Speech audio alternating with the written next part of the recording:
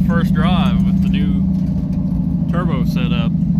For any of you that's kind of following along, but I'm having problems with data logging. My EFI Live scan tool isn't working, and the air fuel ratio is way lean. I'm just kind of cruising it around here a little bit to see if there's any other bugs I gotta work out. I don't have enough E85 to go very far.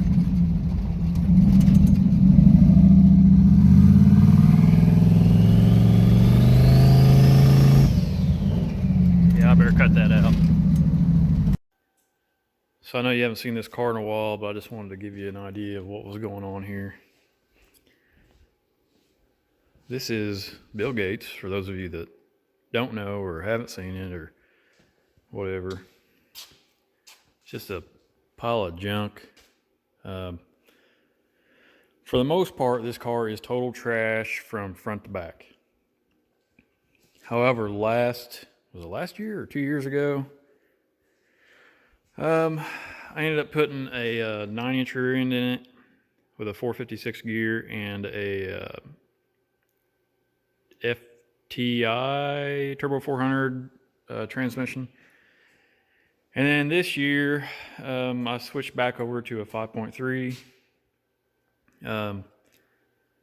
I tried using an LT1 last year that ran really good in our Camaro, and there's something wrong with that engine, so I took it back out, put a 5.3 in it back in it, stuck one of my turbos back on it. Just so you know, this is just a 7268 Rev 9 eBay turbo. The thing's probably got coronavirus all over it. I've actually had this thing for a few years now. I had 2 of them. I had twins on this car. Actually, I had twins on this motor. So nothing really has changed on this engine. This is a 250,000 mile 5.3 from a 99 Chevy truck. I did actually put the LS7, factory LS7 cam and LS3 valve springs on it just because I had them laying around. That being said, the injectors are decapped. I don't know what they flow. They flow several pounds per hour. Actually, I think I've got it programmed to computer 68, and I don't know where I come up with that number. It seemed to run well at 68. I don't know. But this is the first time I drove it since I got it together, and the air fuel ratio is not right. It's running way lean, and then my EFI Live scan tool will not work. I ran into that problem just a few years ago, and I don't know what I did to fix it, or maybe I never did fix it, but I gotta have it. It's either that or I don't know. Why don't I just pay the $1,000 and buy the Terminator, you know? The Holly system. That's what I ought to do. A lot of people say that, right? Anyhow, let me show you a little bit more about the car. I did actually buy the Hooker turbo manifolds. And for the most part, I like the kit. They're pretty good. I didn't really look at them that much. I put them on just as fast as I get them out of the box. The intermediate pipe that does no longer have the bellow vibration or flex coupler in it. They just have 2 pieces of pipe that slip together with a band on it. Okay. Factory truck alternator, factory truck power steering pump. I am running the UMI Performance solid motor mounts. I did put this overflow can here, or the oil catch can here, but I haven't got it all plumbed up yet. That is an LT1, from a 95 Camaro LT1 radiator and factory fans. And then I've got I don't remember the brand. It starts with a D, I think. Derail or whatever. Fan or the transmission cooler that FTI suggests using. So I got that all wired up together. The wastegate is probably one of the other nicer things on the car. It's actually a precision 40 millimeter wastegate. I don't think they offer that anymore, but for whatever reason I bought 2 of them years ago. What I really like about this wastegate is this clamp. You just use a wrench to spin that off, or you break it loose, and man, I really like it. It's so much easier to put together by yourself other than trying to put them little screws in it after changing springs. So right now I like it just because I can do it all by myself at the track. I don't even know what springs are in it. Whatever it was in it a long time ago, so it's probably pretty high. Aeromotive fuel pressure regulator, boost reference 1-to-1. Here's the other side of that hooker manifold. I wish I could tell you or show you more on the hot side. You can kind of see a little bit what's going on, but there you can see a little bit more.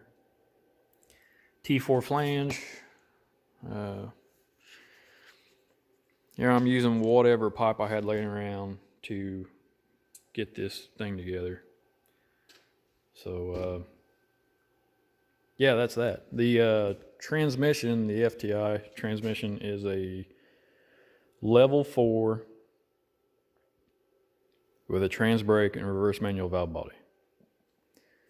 And then the 9-inch is actually a quick performance 9-inch. Obviously you can't see it very well. It is still using a factory gas tank, and a factory gas tank with a what was the name of those cars that had fuel injection on them? You know, the fuel injected ones. Grand National with the 3.8 turbo had fuel injection on them. So I got the sending unit, brand new sending unit from O'Reilly's, I think it was, or Napa, one or the other. And went right in the tank, no problem. Wired it all up myself, and then I use an Aeromotive 340 liter per hour fuel pump, just one for right now. And that supplies all the fuel. Running E85.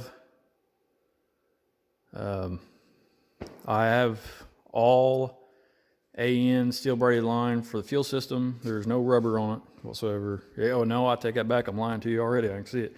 This is the only rubber line. It's just for the return, so I'm not too concerned about that. 3-bar map sensor. And I'll show you the inside because I don't want people thinking that this is just a drag car or whatever, but it is a pretty much a full interior. Hoosier slick in the back. Regular old daily driver Grand Prix. The windows still roll up and down. The power seats do not work. They will go back, but they will not go back forward. So, yeah, that's what it is. It looks like, am I leaking something here already? What's going on? What is happening? What is that?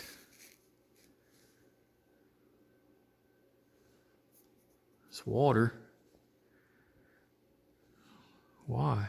Why water?